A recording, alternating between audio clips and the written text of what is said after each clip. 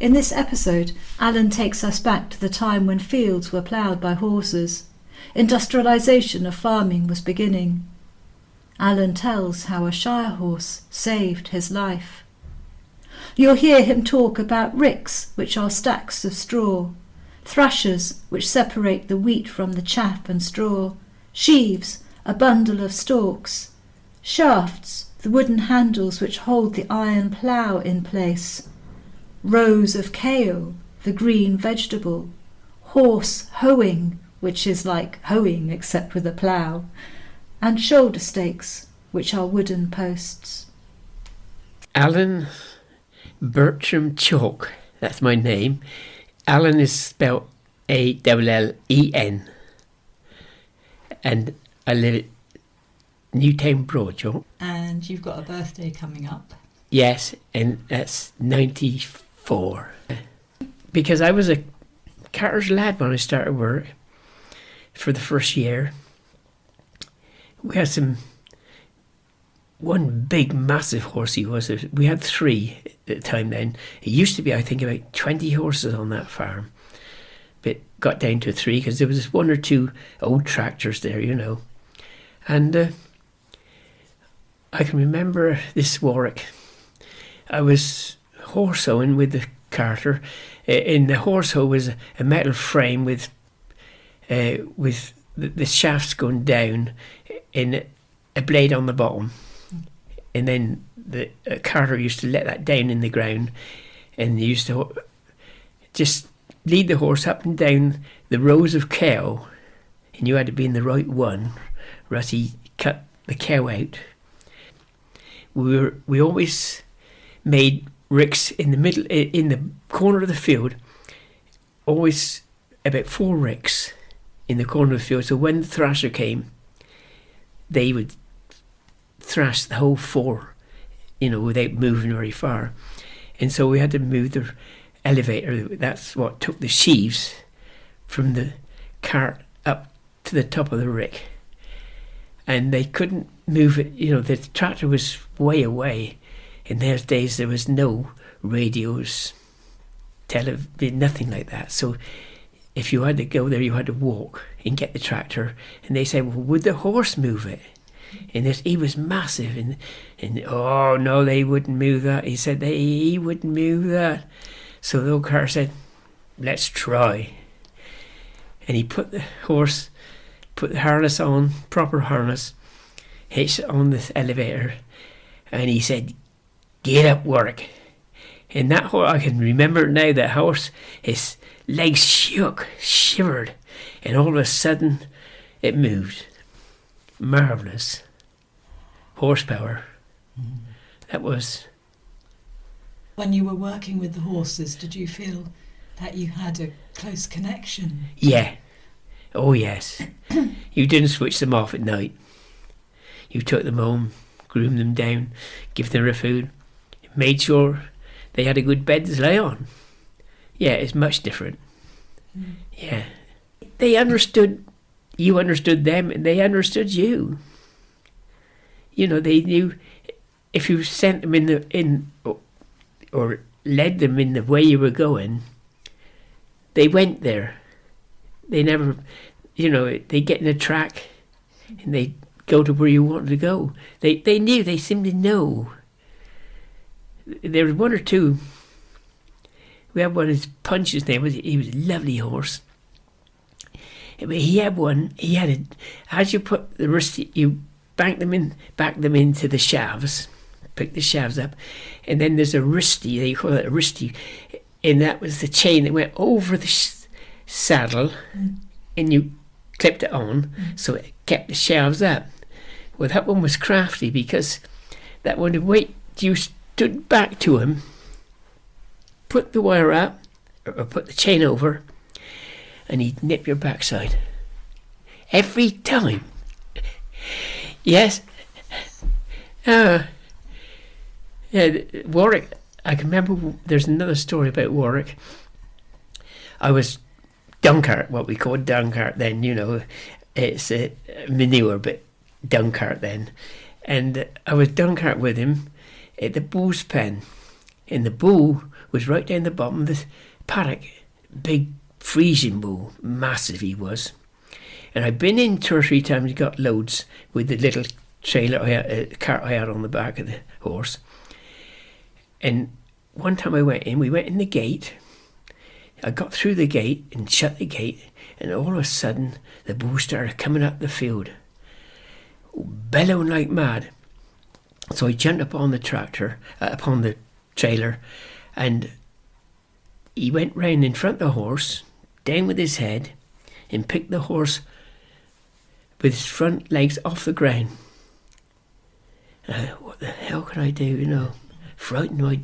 So I thought to myself, right. I got on the back of the horse, and I said, get going, Warwick. And that horse pushed that bull backwards right up the field till he got within range of the yard, and that was frightening. But he was a massive horse. He was big, and his feet, his hooves were massive. They had a special shoes made for him because he had such big feet. But lovely horse. Isn't that amazing though, Alan, that you've just described? The horse understood the bull, but the horse also understood you. He knew what he had to do. He just had to keep pushing that bull out the way, so the bull let him go.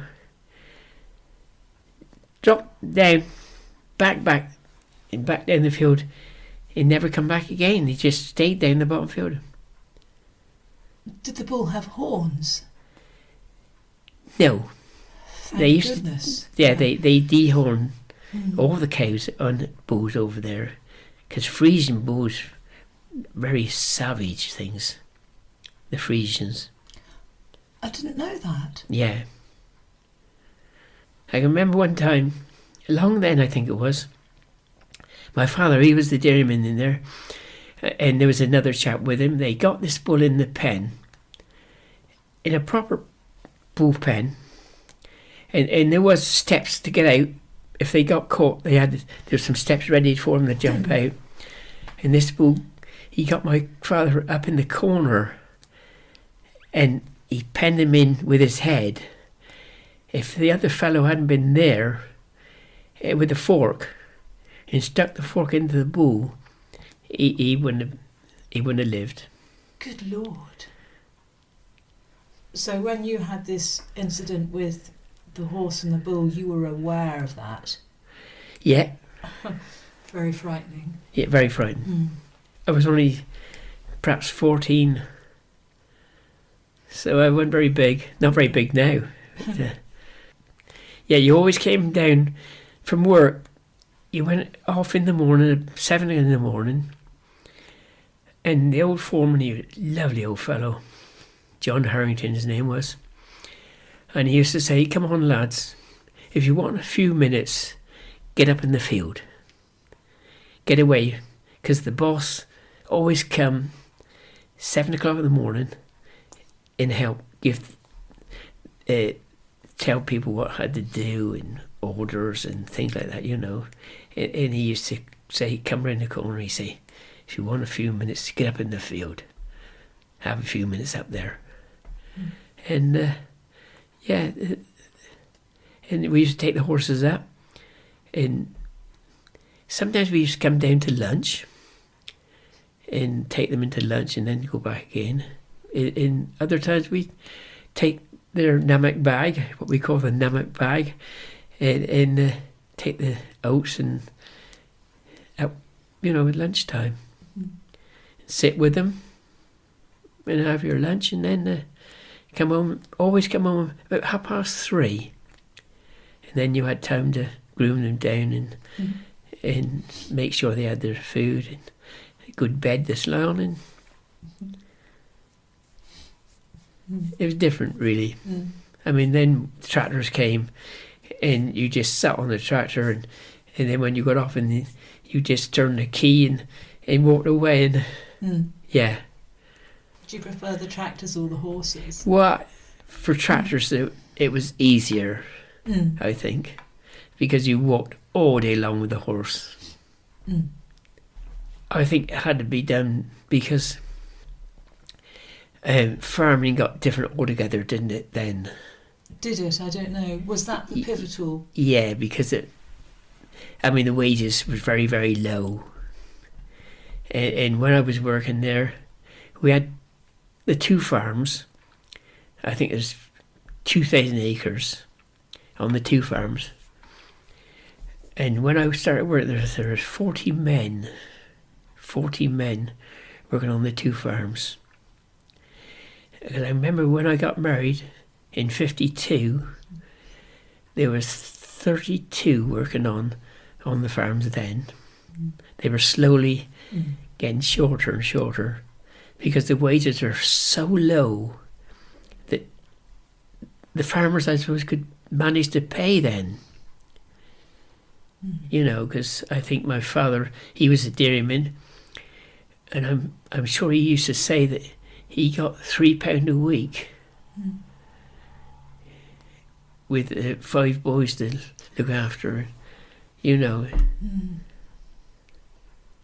I mean, going back to things that they used to do years and years ago, people didn't know this, and I would tell them, and they can't believe it now, but the old carters, they used to, or anyone that was with the horses, used to work out in the fields. You come down in the evening, put the horses away, and everything was done like that, and then you go and try to pick up a shoulder stick, take home. You take it home, and you saw it up. And that was all you had. There was coal, but it's very expensive.